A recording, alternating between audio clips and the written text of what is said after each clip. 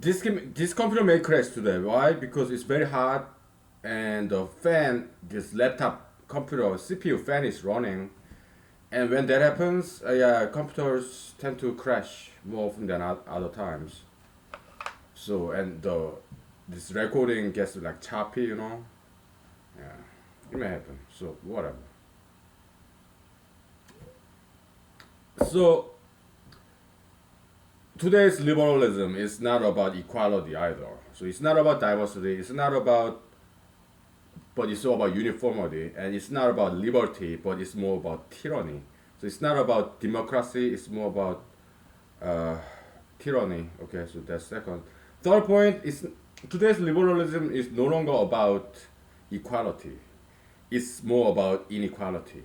Okay, so for example, pro LGBT movement activism and pro BLM movement, they put African Americans' rights, or African Americans'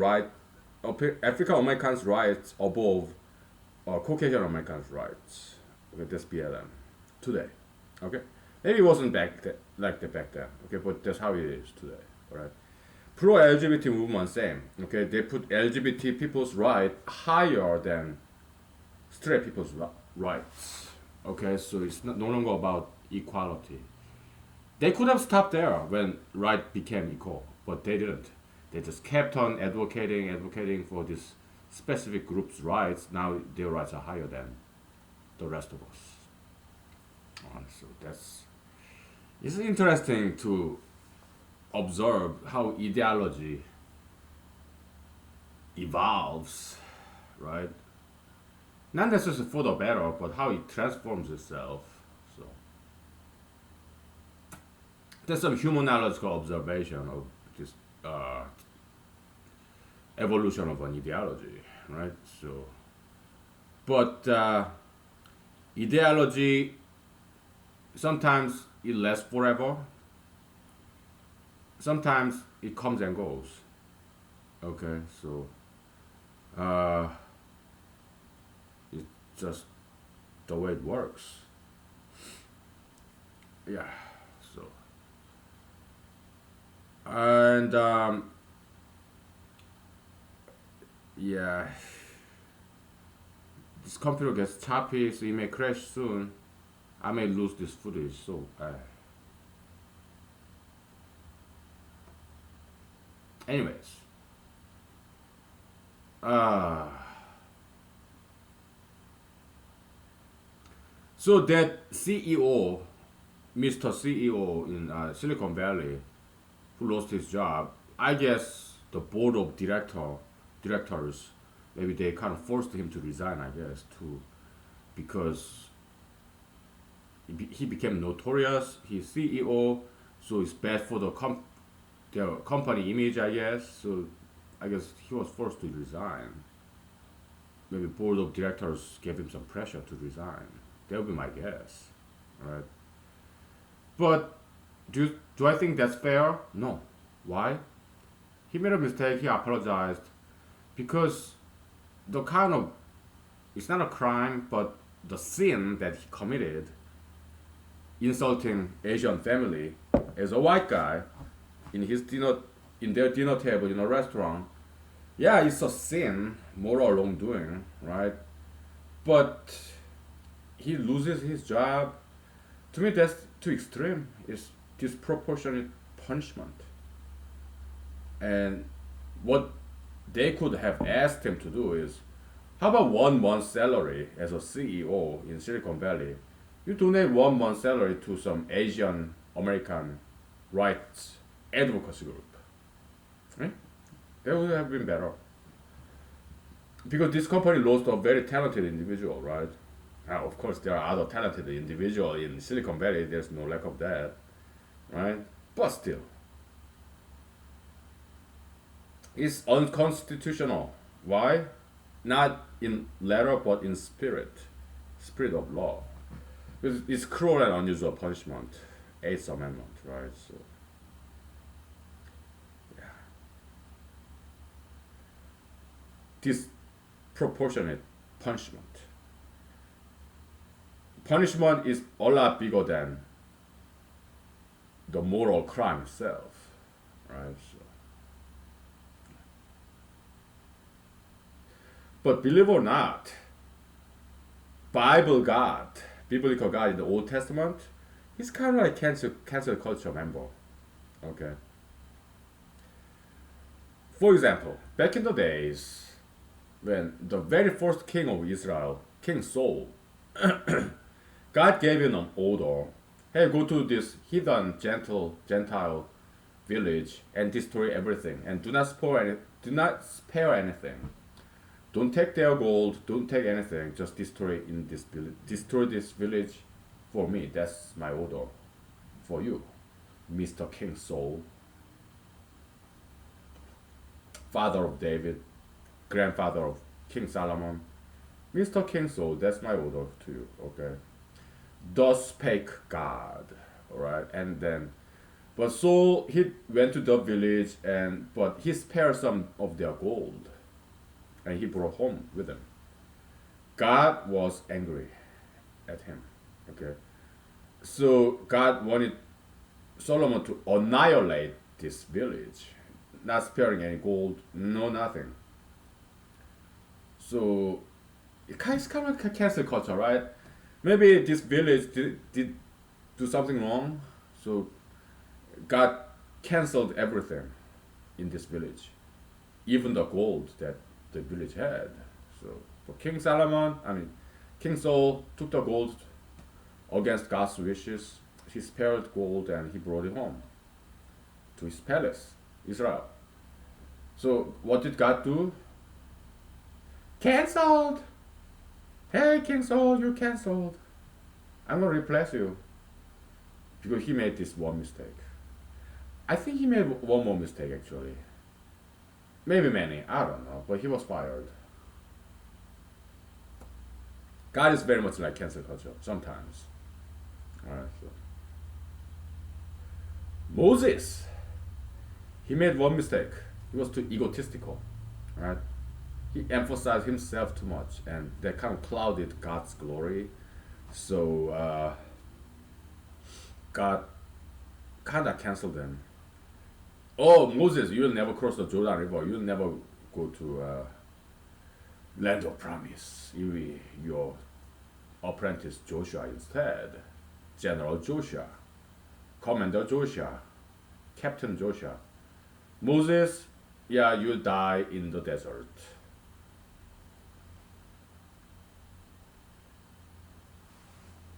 Yeah. So God is not like democracy. God is very much dictatorship. Well, he kind of democratic though. Why? Because look at us. He spoils us, right? Gives us all the freedom. God doesn't quite intervene nowadays. He just let us do whatever, right? Yeah. These days, God is very much liberal. Laissez-faire, laissez-faire. Yeah.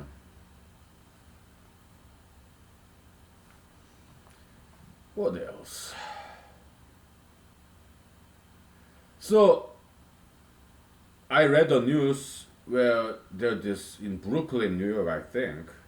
There's this pro-police demonstrators last weekend, and then counter protesters, BLM activists. Okay, yeah, they had a kind of street brawl, I guess. That's what I heard. I didn't look at the footage because I don't want to. I don't look at the footage. Okay. It's too graphic. Yeah, and the news outlets they say those pro-police activists they uttered some racial slurs like N words, right? So does that mean if a Caucasian person uttered this N word, does that necessarily mean this Caucasian person is a racist? I don't think so. Why? They're just venting out their feelings. I don't think it necessarily means that Caucasian persons despise or hate African Americans in general. I don't think so. They're just venting it out. Their frustration, maybe they say in some private setting, maybe as a joke. I don't think they are necessarily racists. What is racist? A person who hates somebody, despise somebody just because of their person's race. So, in my opinion, I think there are more African Americans who are racists on Caucasian Americans than there are Caucasian Americans who are racist against African Americans. I think there are more number of African Americans who are racists on Caucasian Americans rather than Caucasian Americans being racist to African Americans. That I think that was very rare, but especially today, not just African Americans, non-whites in general in America today. There are a lot of non-white ethnic people like me who really, really hate white people. To be honest, I used to be like that too. When I first came back to America, I used to really, really dislike white guys. But I always liked, nah, not always, but white girls, yeah, I would have crush on them, right? But white guys, when I first came back to America when I was like 19 years old, yeah, I didn't like them at all. Okay. But later on, as I interact more with white males, after a couple of years, in my English got better, I realized white males are just like anybody else. They're not bad people. But it took me a while though. Okay. It did take me a while. But yeah, no, they're not bad. No. They're nice. But when it comes to white people, do they hate ethnics like me just because I'm not white? I don't think so. I don't think so. I used to think so though. Okay. So this Black Lives Matter movement, anti-racism sentiment, all this hatred, I think they're just going through a stage. Yeah, it'll go away after years. I don't think it will take too long. Okay. America will come together. I have no doubt. Right. So they're just going through some stage. Right. Yeah. And all this LGBT issue, yeah, it will go away too. Why? People will eventually learn that it does not help to be an LGBT member. There's just no benefit to it, right? So it'll just take a while for people to realize that. Same thing, tattoo piercism, sugar fetishism, marijuanaism, okay? They're just going through stages, okay? So people will realize that it's just not necessary activities. It'll take some while. How long? My guess, less than a decade. Better guess? Hopefully less than 5 years. Alright? But most likely less than a decade. People will start to realize, okay.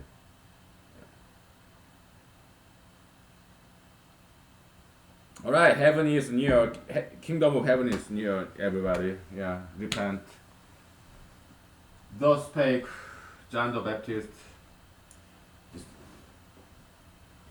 guy in the desert. I'm kind of playing that role, kinda, right? Yeah.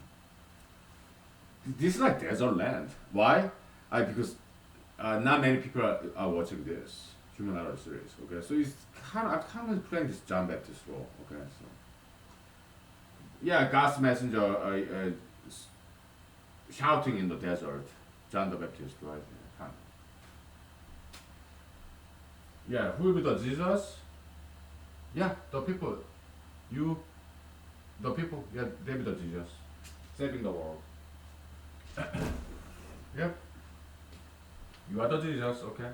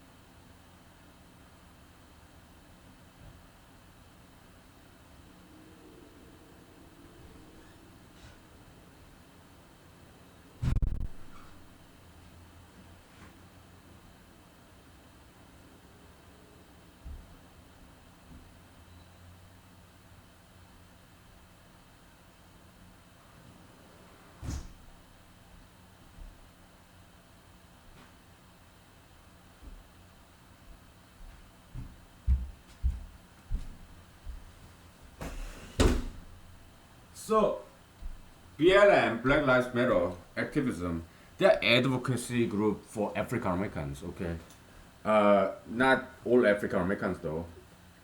African Americans who are accused of committing crimes, who get arrested. Right. So that's Black Lives Matter advocacy group.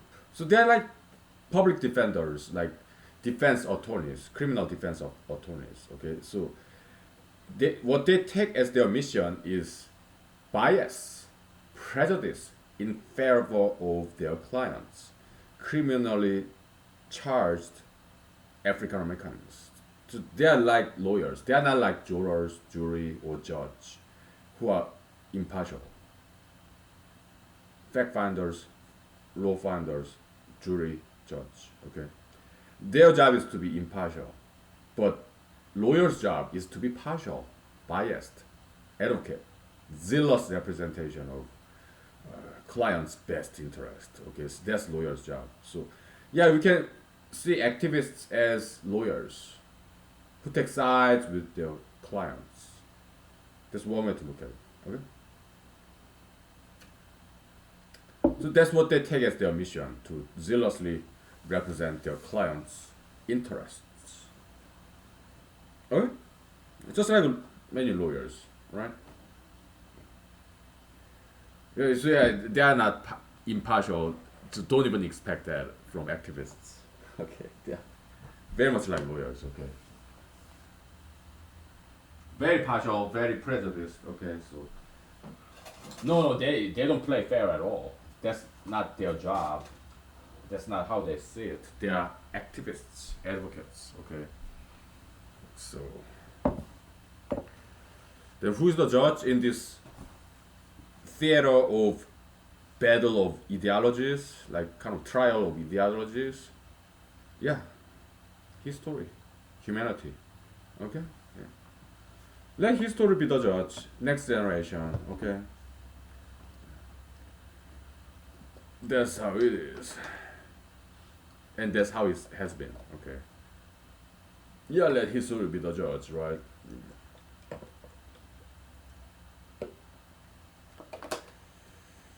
Yeah. Now, we are humanologists, okay? We are kind of ahead of time. So when we see on activism ideology, we kind of try to be a judge or jurors. We want to be fair and balanced, right? So pro LGBT, I mean pro BLM movement. Yeah, you got some good side. Okay, they advocate for African Americans who are criminally charged, right?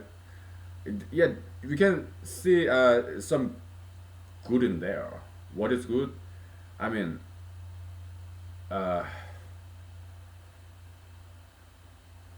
maybe we can come up with better system to arrest criminally charged people. Maybe use taser more often than as opposed to physical force. Maybe. Okay. And also they say we should more spend more time and money with social program like counseling and stuff. Maybe that's not such a bad idea. Okay. I mean, defunding the police, that's a little bit too extreme, but uh, more social program, maybe that's not such a bad idea. Okay. Yeah, I'm kind of liberal in this sense. Okay. Of course, I would do it differently. Okay, let's dovetail to politics, my political campaign. Okay. I go to bars and clubs. Okay, and some of my towners ask me, what are you gonna do for us? Hmm? I mean, they have jobs, they go to work, so they don't quite need me, right? So what are you gonna do for us? Why should I drive and go to the polling station and vote for you? That's a lot of work, you know. So what are you going to do for us in return? My answer, I couldn't find an answer at that moment, but now I know. because I thought about it.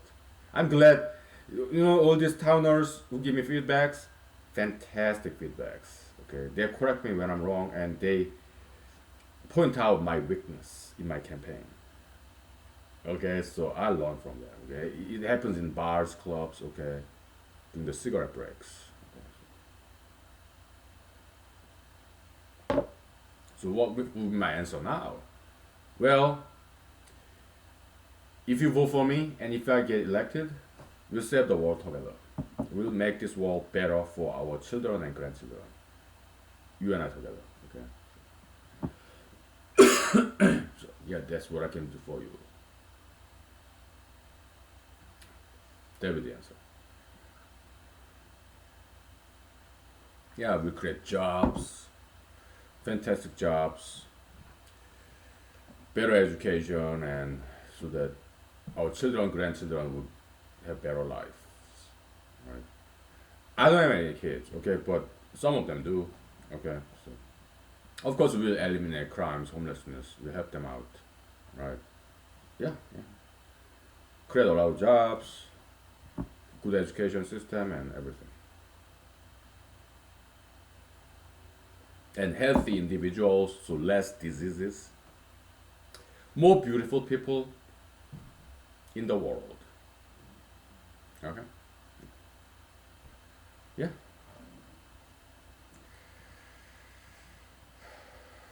And they ask me, okay, how are you gonna do it? How? Long story short, well, so let me tell you the plan then. Okay, we'll take 5 minutes break and I'll tell you the detailed plan. We'll take 10 minutes break. Okay, we'll stop and restart. All right. So, okay. Plan to save the world. How about that? Huh?